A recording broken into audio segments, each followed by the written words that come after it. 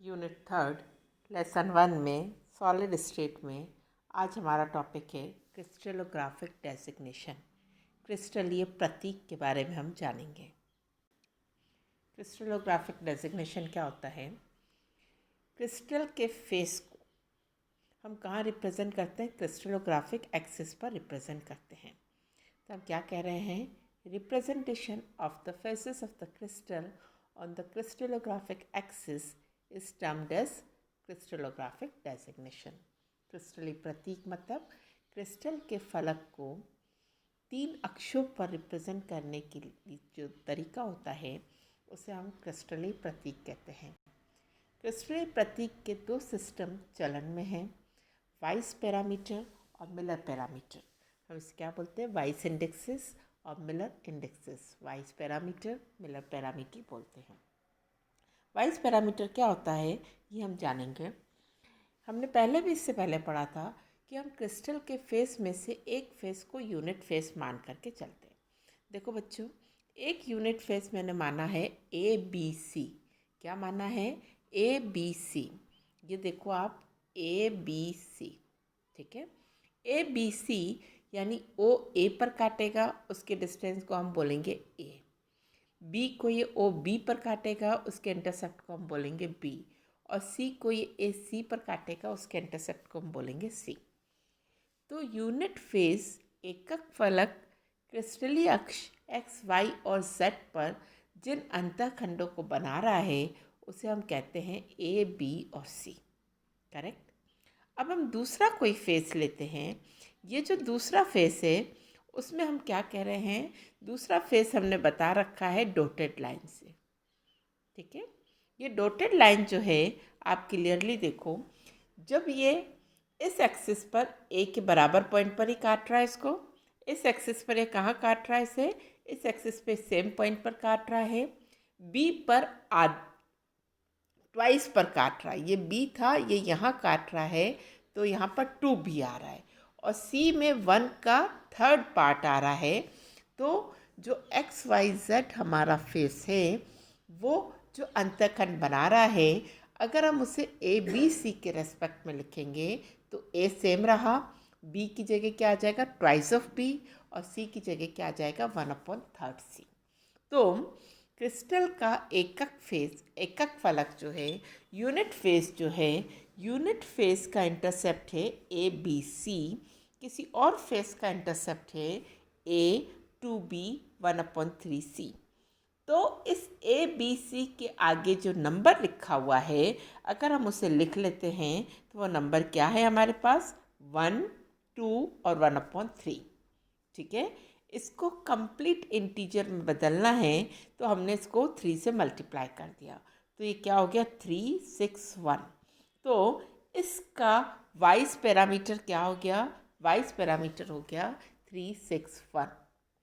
हम सिंपल शब्दों में कहेंगे कि क्रिस्टल XYZ पर जिन अंतःखंडों को बनाता है उसके आगे का जो नंबर होता है उसका सरल पूर्ण गुणांक मिलर इंडेक्सेस वाइस इंडेक्सेस कहा जाता है। 361 बोलते हैं हम इसे, 361 नहीं बोलते हैं। यहाँ एक बात हम आपको बता दें कि अगर कोई क्रिस्टल का फेस किसी एक्सिस के पैरेलल है, जैसे कोई फेस है ये एक्स एक्सिस के पैरेलल है, 2 पैरेलल लाइन कहाँ इंटरसेक्ट करती है? 2 पैरेलल लाइन इन्फिनिटी पर मिलेगी, तब उसका इंटरसेप्ट क्या कहलाएगा? तब उसका इंटरसेप्ट कहलाएगा इन्फिनिटी, यानी उसका वाइस पैरामीटर यानी इसका वाइस इंडेक्सेस क्या कहलाएगा? इन्फिनिटी, ठीक है। तो अब क्या कर रहे हैं? क्रिस्टल के फेस को जब हम एक्सिस पर रिप्रेजेंट करते हैं तो वो तरीका क्रिस्टलोग्राफिक डेजिग्नेशन कहलाता है। वाइस पैरामीटर में हम क्या करें? सिंपल बात है, उसके आगे का जो कंप्लीट इंटीजर है that is termed as Weiss parameter. Miller parameter की जब हम बात करेंगे तब हम उसमें क्या कहेंगे? Reciprocal of indexes. क्या कह रहे हैं हम? Reciprocal of intercept made by the face, ठीक है। Reciprocal of the intercept made by the face. Intercept made by face is termed as vice parameter and reciprocal of vice indexes is termed as Miller indexes. तो reciprocal जब हम देखेंगे तो vice indexes का reciprocal की जब हम बात करेंगे तो देखो, जब हमने पिछले वाले की बात करते हैं हम, जिसमें हमारा वाइस इंडेक्सेस क्या था 361, तो हम इसका रेसिप्रोकल लेते हैं तो 1/3, 1/6 और 1/1। तो क्या हो जाएगा, हर एक को हमें कंप्लीट इंटीजर में बदलना है। 1/3, 1/6 सभी को बदलना है, तो हमने इसको किससे मल्टीप्लाई कर दिया, 6 से। तो 6 × 1/3 क्या हो गया 2, ये हो गया 1 और ये हो गया 6। ठीक है, तो 361 जिसका वाइस इंडेक्सेस है उसका मिलर इंडेक्सेस होगा 216। समझ में आ गए बच्चों, क्लियर कट? आई थिंक समझ में आ गया होगा।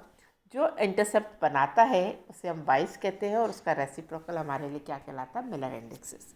मैं यहाँ 2-3 एग्जाम्पल लेकर के बताती हूँ। हमारा पहला एग्जाम्पल है 2ABC, तो इसके आगे का नंबर क्या हो गया 211, तो इसका वाइस इंडेक्सेस क्या हो गया 211। इसका रेसिप्रोकल लिया तो 1/2, 1/1, 1/1। कंप्लीट में बदलना है तो इसे 2 से मल्टीप्लाई कर दिया तो ये क्या हो गया 122। तो 2ABC का वाइस पैरामीटर होगा 211 और मिलर पैरामीटर होगा 122। अगर कोई प्लस की जगह माइनस पर काटता है तो उसका इंटरसेप्ट माइनस में लिखा जाता है। जैसे हमने यहाँ पर लिखा है, तो इसमें आप देखो, इसमें आप देख रहे हो -ABC, तो -ABC का वाइस पैरामीटर क्या होगा -1, 1, 1। रेसिप्रोकल ले लिया तो -1/1, 1/1, 1/1। -1/1 को मिलर में लिखने का तरीका क्या है, 1 के ऊपर बार लगा के। तो जिसका वाइस पैरामीटर -1 है उसका मिलर पैरामीटर क्या हो जाएगा 1 बार हो जाएगा। क्लियर? थर्ड इम्पोर्टेंट बात, कोई एक्सिस के अगर पैरेलल है, कोई फेस अगर किसी एक्सिस के पैरेलल है तो वो उसको इन्फिनेटिव पर काटेगा। सपोज एक एक्सिस है, एक फेस है हमारे पास जिसको हमने लिखा है a - b इन्फिनेटिव, यानी a को उसी जगह पर काटता है जहाँ पर यूनिट फेस काटता है, b को वो माइनस की तरफ काटता है और c को वो पैरेलल है यानी वो उसको इन्फिनेटिव पर काटेगा। तो 1 - b और इन्फिनेटिव, तो इसका वाइस इंडेक्सेस क्या हो जाएगा, इसका वाइस इंडेक्सेस हो जाएगा 1 - 1 इन्फिनेटिव। मिलर के लिए हम रेसिप्रोकल लिखेंगे तो 1 का आपको पता है क्या हो जाएगा, -1 भी आपको पता है 1 बार हो जाएगा और 1/इन्फिनेटिव यानी वो 0 हो जाएगा। तो जिसका वाइस पैरामीटर इन्फिनेटिव होगा उसका मिलर पैरामीटर क्या होगा, उसका मिलर पैरामीटर होगा 0। क्लियर? तो यहाँ पर आपको पैरेलल वाला भी आ गया, माइनस वाला भी आ गया। अब जैसे एक मैंने यहाँ लिखा है, आपको अच्छी तरह से नहीं दिख रहा है, मैंने लिखा है यहाँ पर A to B 4C, तो इसका वाइस क्या हो जाएगा 1 2 4। रेसिप्रोकल लोगे तो क्या हो जाएगा 1/1, 1/2, 1/4 मल्टीप्लाइड बाय 4, तो क्या हो गया 4 2 1। तो A to B 4C का वाइस इंडेक्सेस होगा 1 to 4 और इसका मिलर इंडेक्सेस होगा 4 to 1। तो बुक में और भी एग्जाम्पल दे रखे हैं, आप उसे सॉल्व करके देखना, नहीं समझ में आए तो उससे पूछ सकते हैं। Thank you.